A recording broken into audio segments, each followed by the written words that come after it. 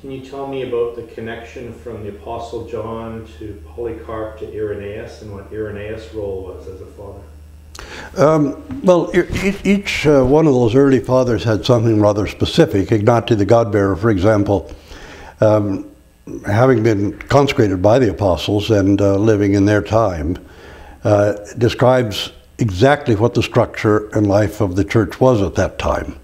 That's why it's important that he tells us that where the bishop and the congregation of the faithful are gathered together for the Eucharist, the whole fullness of the Catholic Church is there at that time, at that place.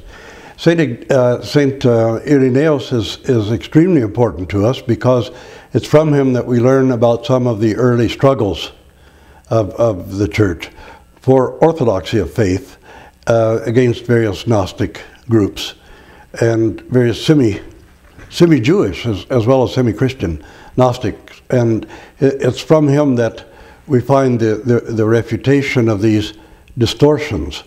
For example, the idea that the human body is evil or the enemy of the soul. Ignatius, like all the Holy Fathers who wrote against Gnosticism, exposes that teaching as false. He gives us a clearer understanding of the apostolic understanding itself about Christ and his work. For example, there was speculation about why Christ wanted the chalice to be removed from him in the Garden of Gethsemane, and Ignatius, among others, tells us it's not possible that Christ was fearful of the crucifixion, because he certainly knew who he was.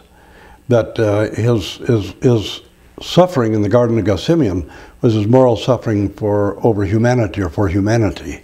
And so we get from Ignatius, when we see the picture of these struggles in the early Christian church, and Ignatius giving us what we would consider an orthodox response, then we see how the earliest Christians actually understood the gospel as opposed to these other influences that were struggling